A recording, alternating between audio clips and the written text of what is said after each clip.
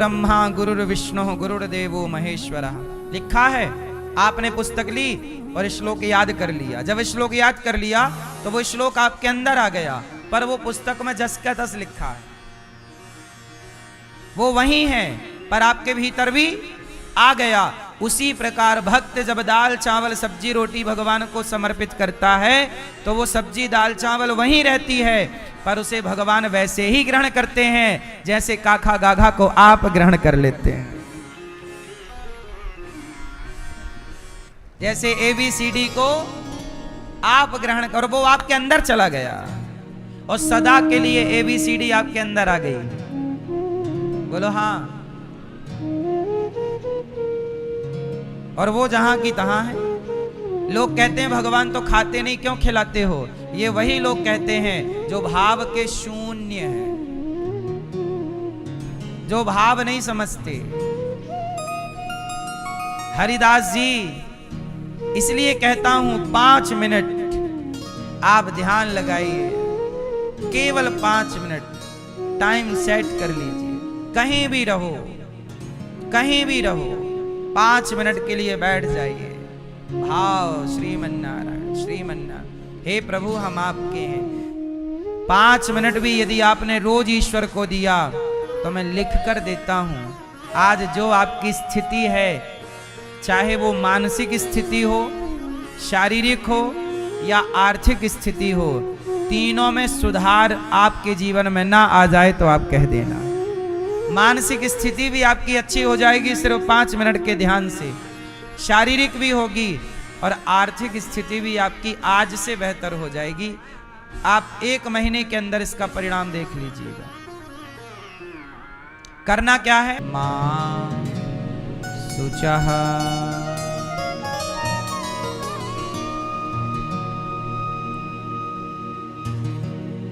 अब आप भगवान को अपने वही छवि राधा कृष्ण की, श्याम सुंदर की, सीताराम की, भगवान नारायण की वही छवि अपने मन मंदिर में बसाइए। कहो कि हे नाथ मेरे हृदय में आकर बैठ जाइए और कभी निकल कर मत जाइए, सदा के लिए। ये छवि, ये ध्यान अपने हृदय में भाव बनाइए कि मेरे हृदय में श्याम सुंदर राधा रानी के संग विराजे हैं, सोने का झूला है और हम दिन रात प्रभु को अपने हृदय में बसाकर अपने हृदय को ही प्रभु का मंदिर बना दिया। रोज दर्शन करो, बार बार बात करो, जो खाओ भाव से प्रभु आप खाइए। पहले आप पानी पीजिए, प्रभु आप दूध पीजिए, प्रभु आप, ऐसा भाव। अब आप आंखें खोल लीजिए। भगवान को कहां बिठा लिया? कितना टाइम लगा? 5 मिनट से भी कम लगा। ये क्रिया आपको नित्य करनी है, 5 मिनट की है। कहां कहां गए आप? ऐसे ध्यान में आप अयोध्या भी जा सकते हैं। ऐसे ध्यान में रोज गिरिराज जी की एक परिक्रमा भी लगा लो। भाव बनाओ कि हम गिरिराज जी की परिक्रमा लगा रहे हैं। भाई शारीरिक ना सही, मानसिक सही, पुण्य वही है, फल वही मिलना है। शारीरिक परिक्रमा करने का जो पुण्य है वही पुण्य मानसिक का भी है। और आप बैकुंठ घूम आए, यमुना जी भी नहा लिया आपने भाव से, लड्डू का भोग लगाए और यहां बसा लिया। ये है मानसिक। बड़े बड़े ऋषि मुनि सालों साल समाधि में डूबकर क्या करते हैं? यही मानसिक पूजा। 5 मिनट रोज करेंगे। कितने लोग पक्का मेरे से प्रॉमिस करेंगे? अब तो भगवान में क्या होगा? संदेह। और गीता में लिखा है संशयात्मा विनश्यति। संशय, भगवान पर श्रद्धा तो हो, क्या हो? भगवान पर श्रद्धा तो हो पर भगवान पर संदेह ना हो। क्या हो और क्या ना हो? श्रद्धा हो, संदेह ना हो। माता सती ने कथा प्रेम से नहीं सुनी, अच्छा शंकर जी ने प्रेम से सुना। अब प्रेम से सुना तो शंकर जी कौन है? श्रद्धा विश्वास रूपिणौ। शंकर जी साक्षात श्रद्धा के अवतार हैं। शंकर जी विश्वास की प्रतिमूर्ति हैं। अब शंकर जी ने तो कथा ठीक से सुनी, पर माता सती ने कथा नहीं सुनी। और जब कथा नहीं सुनी तो क्या हुआ माता सती के साथ जानती हो? त्रेता युग चल रहा था, रावण सीता मां को चुरा के ले गया, और जब चुरा के ले गया तो राम जी पागलों की तरह सीता सीता सीता, पागलों की तरह सीता की खोज कर रहे हैं। अब ऊपर से भगवान शंकर और माता सती कथा पूरी सुन करके शंकर जी कैलाश जा रहे थे। तो कैलाश जाते समय रास्ते में ही वह स्थान आया जहां राम जी सीता जी की खोज कर रहे थे। तो ऊपर से शिव जी की नजर पड़ गई राम पर। अब राम प्रभु की कथा सुनी है तो कथा सुनने का फल है दर्शन। कथा सुनने का फल क्या है? कथा सुनी है तो दर्शन होगा, ये कथा का फल है। अब शंकर जी को तो हो गया दर्शन, लेकिन माता सती को क्या हुआ कि माता सती को हो गया संदेह। क्या हो गया? अब शंकर जी ने किया प्रणाम, प्रभु आपको प्रणाम, आपकी जय हो। और जब प्रभु ने प्रणाम किया, राम को प्रणाम किया, तो माता सती ने प्रश्न खड़ा किया कि आप किसे प्रणाम कर रहे हैं? शंकर जी ने कहा कि ये भगवान हैं, राम हैं, आप इन्हें प्रणाम कीजिए। पर सती जी बोली कि यदि ये भगवान होते तो अपनी पत्नी का पता ना लगा लेते। इसका अर्थ ये हुआ कि ये भगवान नहीं। अब जरा समझिएगा, माता सती को भगवान पर संदेह हुआ। क्यों हुआ? क्योंकि कथा को ठीक से नहीं सुना, और जब नहीं सुना तो क्या हुआ? संदेह। कथा को ठीक से ना सुनने वाले के ही अंदर संदेह होता है। कथा ठीक से सुनोगे तो संदेह नहीं होगा, श्रद्धा होगी। क्या होगी? श्रद्धा। इसलिए श्रद्धावान लभते ज्ञानम, श्रद्धा वाले व्यक्ति को ज्ञान मिलता है, भक्ति मिलती है, प्रेम मिलता है। इसलिए श्रद्धा हो। अब शंकर जी समझा रहे हैं कि देवी ये राम भगवान हैं, ये साक्षात नारायण हैं, श्री हरि हैं, लीला कर रहे हैं, इन्हें पता सब है। पर माता सती को जब कथा में ये बात बताई जा रही थी कि वो भगवान हैं और वो लीला के लिए कभी सीता की खोज करते हैं, कभी लीला के लिए मक्खन चुराते हैं, तो उन्होंने कथा पर ध्यान नहीं दिया, तो ये बात समझ में नहीं आई।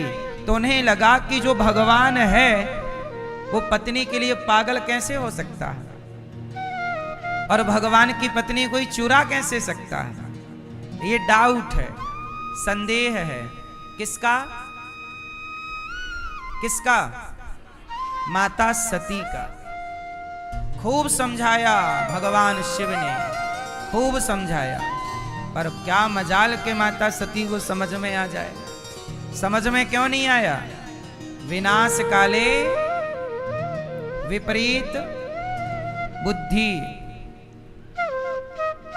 विनाश काले विपरीत बुद्धि।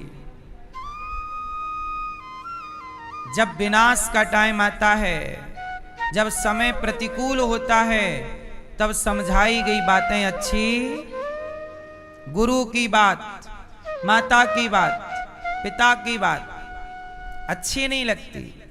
समय विपरीत चल रहा है, इसलिए माता सती को भोले बाबा ने खूब समझाया, नहीं मान। शंकर जी बोले ये बताओ कि आप कैसे मानोगी कि ये भगवान है कि नहीं? तब सती जी ने कहा कि मैं परीक्षा लूंगी। मैं क्या लूंगी? शंकर जी ने कहा देवी वो जगदीश्वर हैं, उनकी परीक्षा ना लो, नहीं नहीं मैं तो लूंगी। अब देखिए समय जब बिगड़ता है तो क्या होता है। माता सती बोली कि मैं परीक्षा लूंगी, किसकी? भगवान की। क्या परीक्षा? ये भगवान हैं या? शंकर जी ने खूब समझाया। जैसे रावण को हनुमान जी ने समझाया, दुर्योधन को भगवान कृष्ण ने समझाया, जैसे शंकर जी ने माता सती को समझाया। पर जब समय विपरीत हो तो अच्छी बातें समझ में नहीं आती, ठीक से समझ में नहीं आता।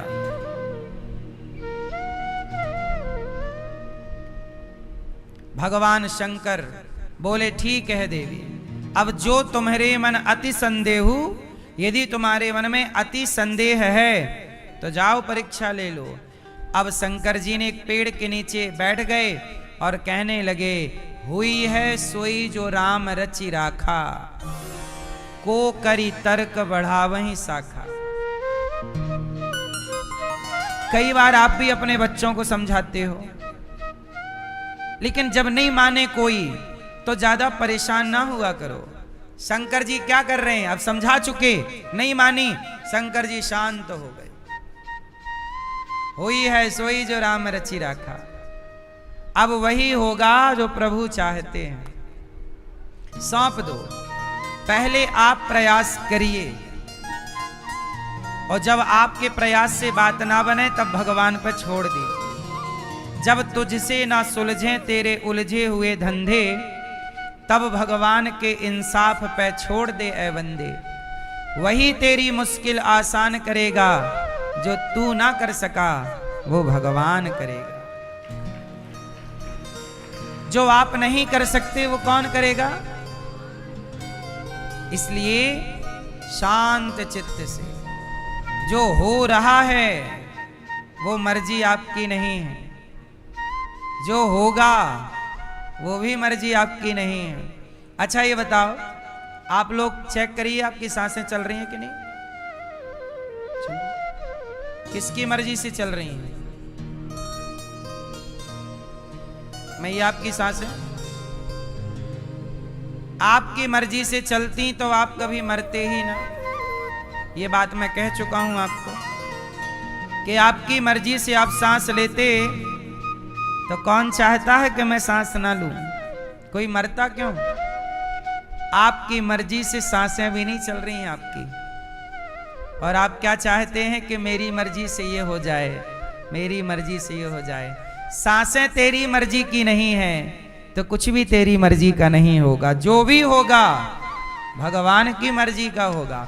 इसलिए भगवान की मर्जी में प्रसन्न रहना सीखो, बस इतनी सी बात है। भगवान की मर्जी में क्या रहोगे? जोर से। अच्छा, आप लोग जवान हो कि बूढ़े हो? बोलो। लड़कपन है, आप बाल्यावस्था है कि युवावस्था है? ये बताओ, आपका लड़कपन और आपकी जवानी और आपका बुढ़ापा, आप जहां भी हैं, आप बच्चे हो सकते हैं, आप जवान हो सकते हैं, आप बूढ़े हो सकते हैं। ये बताओ, आप बच्चे हैं तो किसकी मर्जी से हैं, और आप जवान हुए तो किसकी इच्छा से, और आप बूढ़े हुए तो? आपका शरीर पर भी आपका कंट्रोल नहीं है।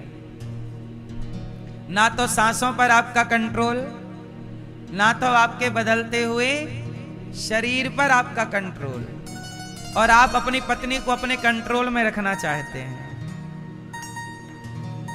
आप अपने पति को अपने कंट्रोल में रखना चाहते हैं। जब आपकी सांसें आपके कंट्रोल में नहीं है तो भला कोई आपके कंट्रोल में कैसे हो सकता है? ये सब कुछ ईश्वर के कंट्रोल में है। इसलिए ये बात पहचानिए कि आपके कंट्रोल में कुछ भी नहीं है। इसलिए बड़े प्रेम से प्रभु में समर्पण कर दो। ज्यादा हाथ पांव चलाने की जरूरत नहीं है। कर्म करो, मेहनत करो, क्या हो रहा है क्या होगा सब ईश्वर पर। तू कर्म कर बस। तुम मेहनत करो, अच्छी प्लानिंग करो, अच्छी रिसर्चें करो, अच्छा काम करो, पैसे कमाओ। मैं मेहनत तो करता हूं पर सफलता नहीं मिलती, ऐसा सवाल है लोगों का। मेहनत करना तेरा अधिकार है, कर। अब सफलता मिलेगी या नहीं मिलेगी ये ईश्वर पर छोड़। तेरे हाथ में सफलता होती तो तू सफल हो ना जाता। तेरे हाथ में मेहनत करना है, कर। तू मन लगा के मेहनत कर, काम कर, लगन से कार्य कर। जब तेरी लगन, तेरा समर्पण भगवान देखेंगे, सफलता मिल ही जाएगी। युद्ध लड़ना अर्जुन के हाथ में है, जीतना हारना अर्जुन के हाथ में। खेत में बीज बोना किसान के हाथ में है, कितनी फसल आएगी ये किसान के हाथ में। फैक्ट्री डालना आपके हाथ में है, फैक्ट्री से कितना फायदा नुकसान होगा वो आपके हाथ में। इसलिए विंदास अपना कर्म करो, विंदास अपना कार्य करो ईमानदारी से, बस। जब आप अपना कार्य ईमानदारी से करेंगे, ईमानदारी से अपना कर्म करेंगे तो फल ईश्वर देंगे। आप सबको कंट्रोल करना चाहे। आप परेशान क्यों हैं? आप परेशान इसलिए हैं कि बहू सुनती नहीं। मतलब मैया चाहती है कि बहू मेरे कंट्रोल में रहे। आदमी परेशान है, पत्नी नहीं सुनती। पुरुष चाहता है पत्नी कंट्रोल, और पत्नियां परेशान है, महाराज जी हमारा पति बिल्कुल नहीं सुनता। पत्नियां भी मेहंदी लगाती हैं तो बीच में पति का नाम लिखवा लेती हैं हाथ में। काहे? ताकि मेरा पति मेरी मुट्ठी में रहे। ऐसे हाँ, मुट्ठी में हाथ लिखवा, नाम लिखवा लेती हैं, नहीं? ताकि पति कहां रहे? कंट्रोल। और कंट्रोल में कोई किसी के रहता नहीं है। और यही आपके दुख का कारण है। जब आप किस नहीं लिखवाया आपका नाम, मैया मैया अच्छी है, वो आपको अपने कंट्रोल में रखना नहीं चाहती, आपको स्वतंत्र छोड़ रखा है। जा जी ले अपनी जिंदगी।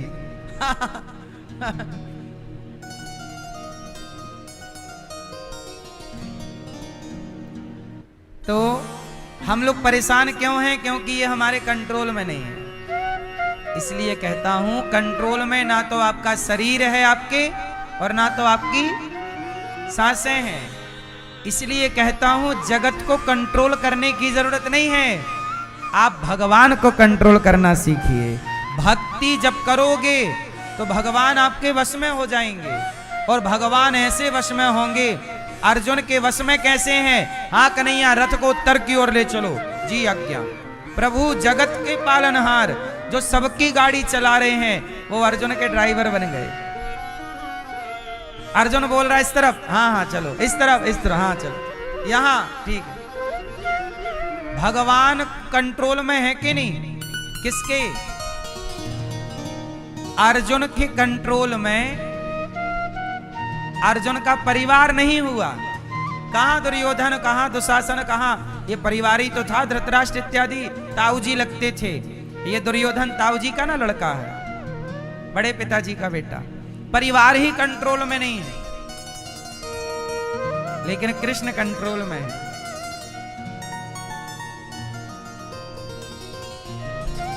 द्रौपदी के कंट्रोल में कोई नहीं है। उसके पति बुला रही हैं, आओ बचाओ, कोई नहीं आया। पर कृष्ण को कंट्रोल में कर रखा है। बुलाया, आ गए। हा नाथ, हा रमण, लाज बचाई, आ गए। इसलिए कहता हूं, जगत को खुश करने निकले हो, कोई ना खुश होगा तुमसे।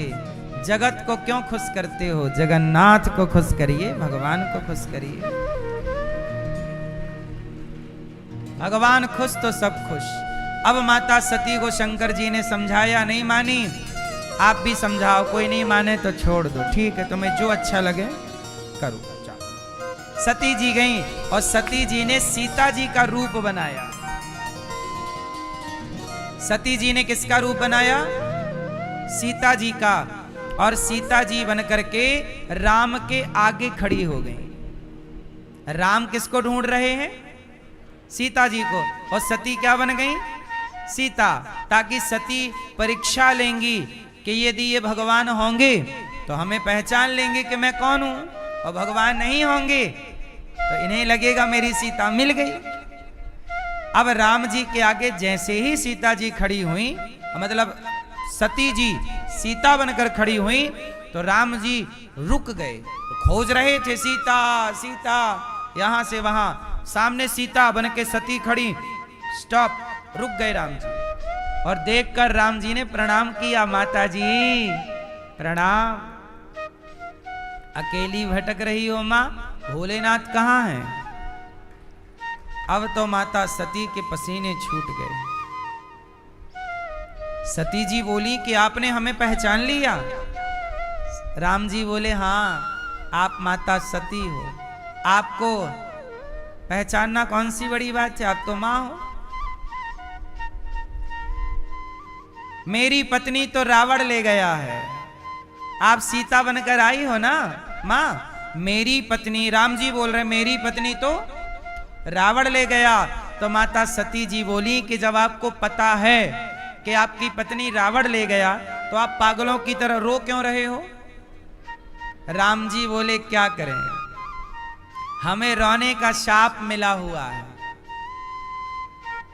हमें रोने का, हम कभी रोते नहीं हैं, तो कई बार हमारे भक्त हमें शाप दे देते हैं कि तुम तो कभी रोते नहीं, जाओ जैसे हम रो रहे हैं तुम भी रोओगे, जाओ। भगवान को रोने का शाप किसने दिया जानते हो? नारद जी ने। एक बार नारद जी का भी मन हुआ कि हमारे भी बच्चे होते, सुंदर सी दुल्हन होती, हम भी गृहस्थ में रहते, शादी की सालगिरह मना के गुलाब गुलाब देते रहते, है ना, हमारी भी पत्नी हमारा नाम अपने हाथों में लिखवाती, हम भी उसके लिए कपड़े खरीदते, साड़ी वाड़ी घुमाते फिराते। नारद जी का भी विचार हुआ, आप लोग इतने प्रेम से रहते हो ना, नारद जी घूमते रहते हैं, तो वो आपके प्रेम को देखते होंगे तो उनको भी लगता होगा यार हमारी भी गृहस्थी होती। एक बार नारद जी का मन गया एक विश्वमोहिनी नाम की कन्या पर। क्या नाम था? बहुत सुंदर, बहुत सुंदर, ना भूतो ना भविष्य, इतनी सुंदर धरती पर कोई स्त्री थी ही नहीं। नारद जी बोले यदि इससे मेरा ब्याह हो जाए तो बल्ले बल्ले हो जाएगी, लेकिन अपने से तो कोई ब्याह करेगा नहीं क्योंकि अपन बुढ़े हो गए हैं, अब कौन करेगा? नहीं, कहती फिरे कि मैं क्या करूं राम, मुझे बुढ़ा मिल गया, तो मैं बूढ़ा हूं, अब क्या करूं? तब नारद जी ने दिमाग लगाया कि क्या करूं। बोले मेरे प्रभु है ना, मेरे प्रभु से मैं प्रभु का रूप ले लेता हूं, क्योंकि मेरे प्रभु बहुत सुंदर हैं, आप मेरे को उधारी में अपना रूप दे दीजिए। गए, हे प्रभु आपकी जय हो। भगवान विष्णु से कहा नारद जी ने, प्रभु आपन रूप देहु प्रभु मोही, आप जरा अपना सुंदर वाला रूप जरा मुझे दे दो। तो भगवान को लगा कि ये बोल रहे हैं अपना बंदर वाला रूप दे दो, तो भगवान ने अपना बंदर वाला रूप दे दिया, क्योंकि भगवान के तो अनेक रूप हैं, अनेक रूप रूपाय विष्णवे प्रभु विष्णवे, तो भगवान के अनेक रूप में बंदर का भी एक रूप भगवान का ही है। तो भगवान ने अपना बंदर वाला रूप नारद जी को दे दिया, और नारद जी हो गए बंदर। कैसे हो गए? अब नारद जी ने इतना देखो भगवान पे, इष्ट पे भरोसा कि मेरे प्रभु जी ने जो किया होगा सही किया होगा। और भगवान, कई बार आप कहते हो ना भगवान ने गलत किया, भगवान कभी गलत नहीं करते, जो होता है सही ही होता है।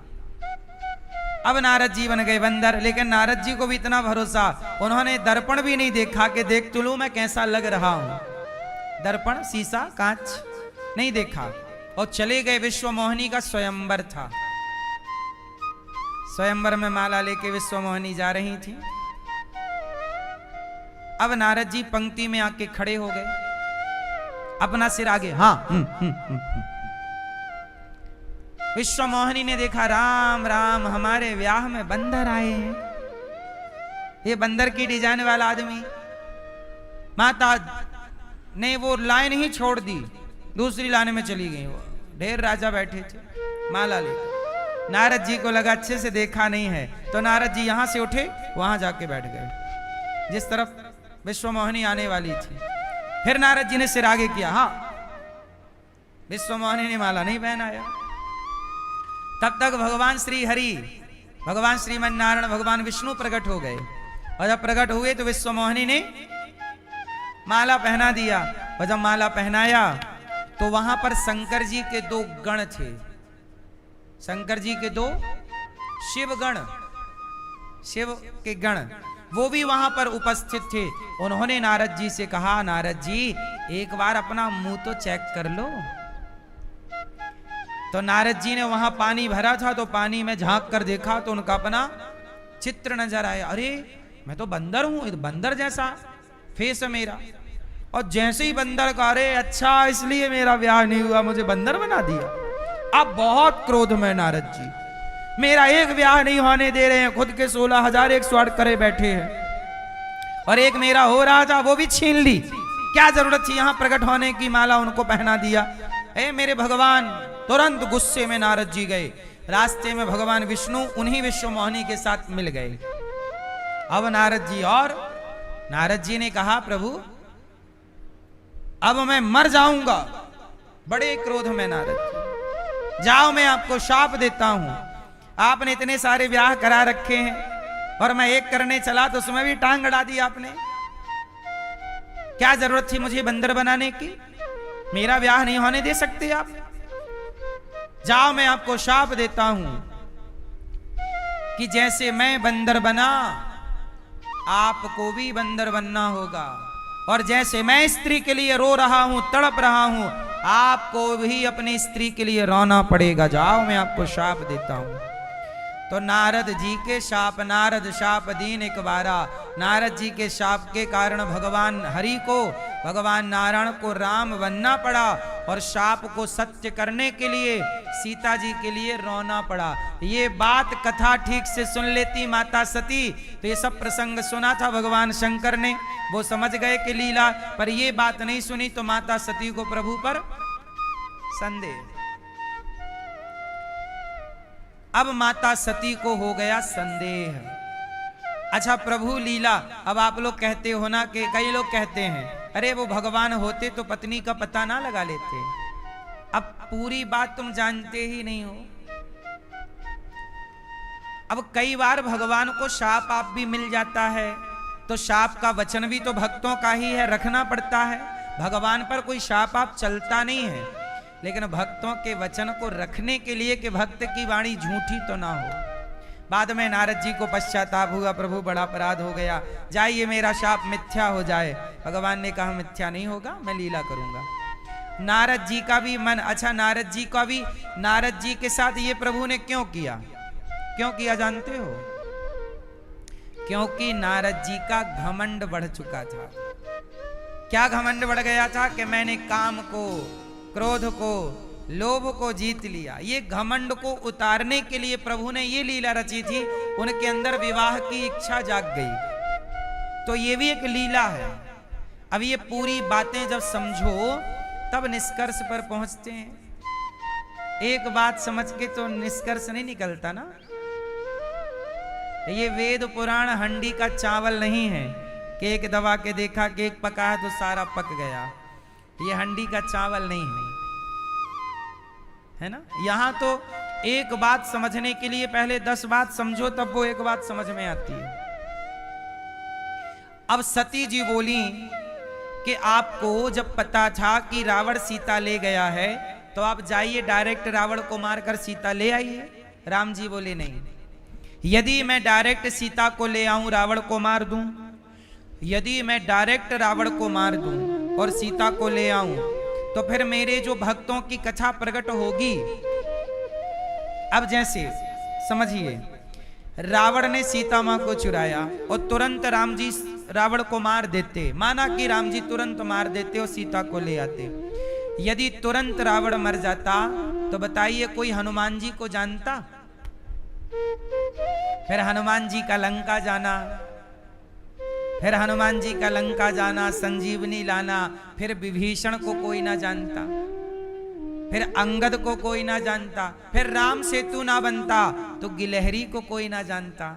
उस गिलहरी को भी तो समाज तक उसकी पहचान बनानी थी, जिस गिलहरी का भी एक छोटा सा योगदान प्रभु ने उस राम सेतु में स्वीकार किया।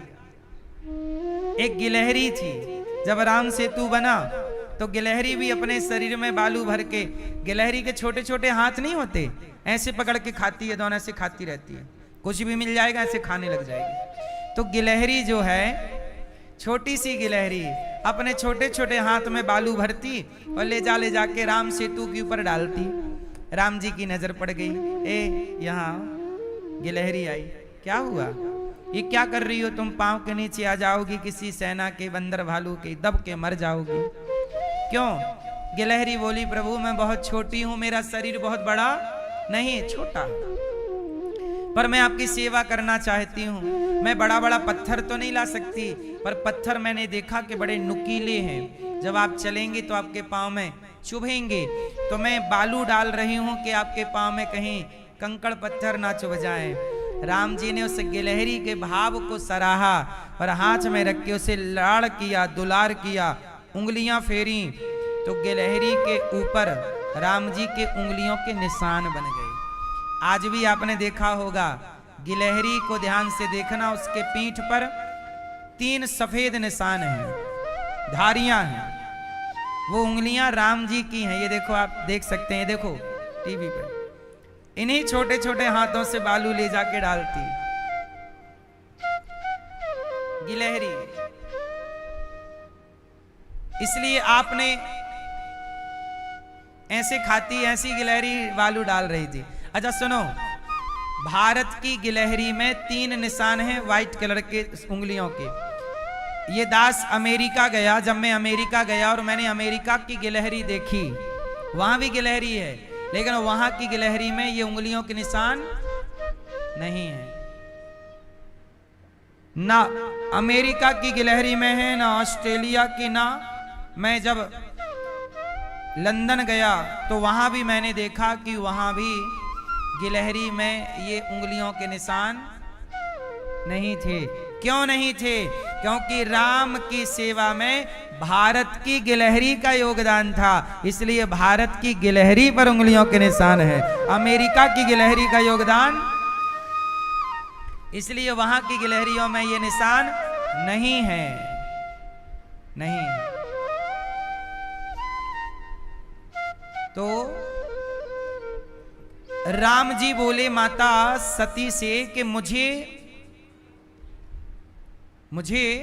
ये भी तो करना था, गिलहरी की बात जन जन तक पहुंचानी थी, हनुमान जी को, सुग्रीव को, विभीषण को।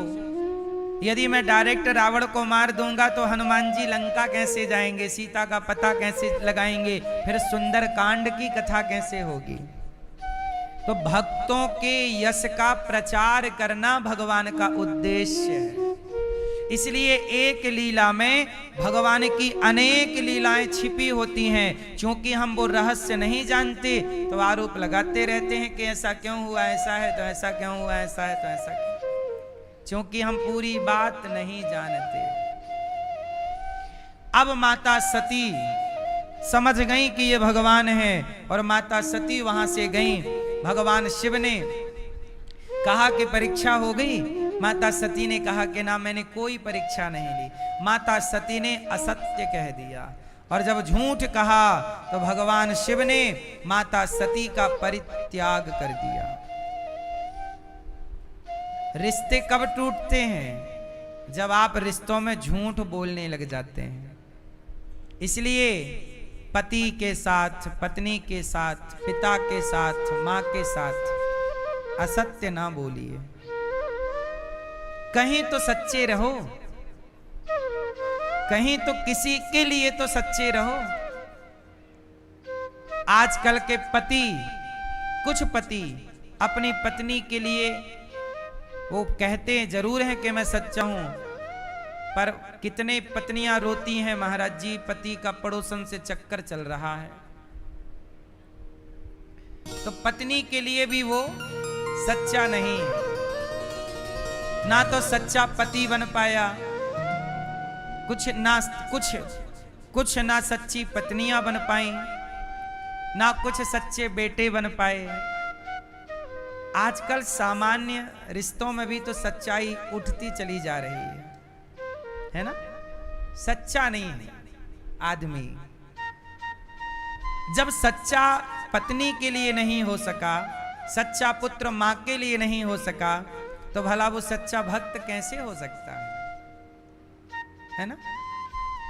इसलिए कहता हूं, माता सती ने शिव से असत्य कह दिया कि मैंने कोई परीक्षा, शंकर जी ने ध्यान लगाकर देखा, करतूत सामने आई। शिव ने मां सती का परित्याग, 87,000 साल की गहरी समाधि भगवान शिव ने लगाई। और जब शिव की 87,000 वर्ष की समाधि खुली, तब भगवान शिव ने देखा कि दक्ष प्रजापति का पद और कद बढ़ गया है। तब भगवान शंकर दक्ष के बुलाने पर उनके स्वागत सम्मान समारोह में चले गए। और वहां जब सभा लगी तो सभा में भगवान शिव, ब्रह्मा, विष्णु, महेश तीनों बैठे थे। दक्ष आए। अच्छा, दक्ष कौन है? ब्रह्मा जी के पुत्र हैं। इनका पद बढ़ा दिया गया। अच्छा, ये विष्णु भगवान के भक्त भी हैं दक्ष, लेकिन ये शिव से थोड़ी द्वेष रखते हैं।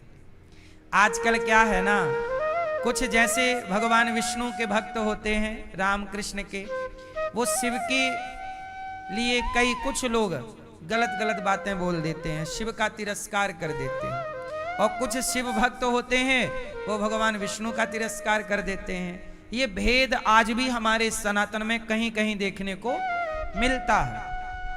वो ये बात नहीं समझते कि दोनों एक ही तत्व हैं, हरि और हर। हरि और हरि मतलब राम कृष्ण नारायण, ये हरि है। और हर मतलब शंकर, 12 ज्योतिर्लिंग। तो लिखा है कि हरि हरि और न भेदा, इनमें कोई भेद, पर अज्ञानी लोग भेद मानते हैं।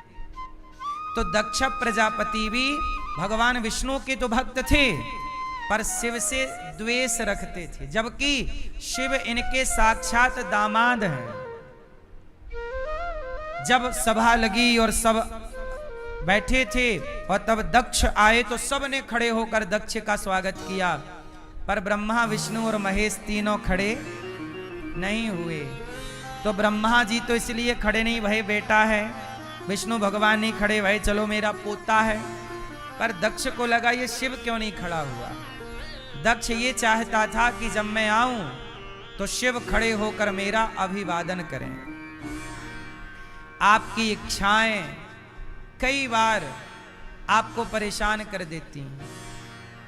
आपकी जरूरत से ज्यादा इच्छाएं आपको नुकसान पहुंचाती हैं। और इच्छाएं कौन सी? सम्मान पाने की इच्छा। दक्ष ने कहा कि देखो मैं आया, ये खड़ा नहीं हुआ, इसे तो उठने बैठने का ज्ञान ही नहीं, शमशान में रहता है। वो तो ब्रह्मा जी के कहने से मैंने अपनी बेटी का ब्याह कर दिया, वरना ये मेरी बेटी के योग्य नहीं था। भरी सभा में भगवान शिव का दक्ष ने खूब अपमान किया, खूब जलील किया। पर धन्य है भगवान शिव, कर्पूर गौरम, करुणा के अवतार हैं, करुणावतारम। शंकर जी ने एक जवाब नहीं दिया। जब कोई आपका अपमान करे तो क्या आपको उसका प्रत्युत्तर देना चाहिए? बोलो, क्या आपको जवाब देना चाहिए? जब कोई आपका अपमान करे तो जवाब नहीं देना चाहिए। और अपमान भी जब कोई अपना कर रहा हो, ससुर कर रहा हो, भाई कर रहा हो, पिता कर रहा हो, मित्र कर रहा हो, इन्हें क्या जवाब दें? कोई दूसरा हो अनजाना, और वो तो आप बोल सकते हैं। अपनों की लड़ाई में हार जाना ही समझदारी है, ये मैंने बताया था कल भी आपके लिए। शिव जी ने सोचा ये तो मेरे पत्नी के पिता हैं, मैं इनका तिरस्कार क्यों करूं? ये तो मेरे पिता के तुल्य हैं, अपमान क्यों करूं? शिव जी चुप रहे। इसलिए आपसे कहता हूं, आपका कोई अपमान किया करे, बात बात में आप जवाब ना दिया करो। समझदार वही है जो जवाब कम देता, रिप्लाई कम। जिस दिन आप रिप्लाई कम करने लग जाएंगे ना, उस दिन आपकी वैल्यू बढ़ जाएगी। आप रिप्लाई बात बात का देंगे तो आपकी कीमत सस्ती हो जाएगी, घट जाएगी। अब जैसे आप गली से गए और कुत्ते ने भौंका आप पर, भौं भौं, तो क्या कुत्ते को भी रिप्लाई करोगे? अरे तू भौंकता मैं भी भौंकूंगा। यदि आप कुत्ते के मुंह लगे तो लोग आपको कुत्ता ही समझेंगे। कुत्ते को क्या रिप्लाई करना है? सही है गलत है? ऐसे ही जो लोग आपका अपमान कर रहे हैं, बेवजह बोल रहे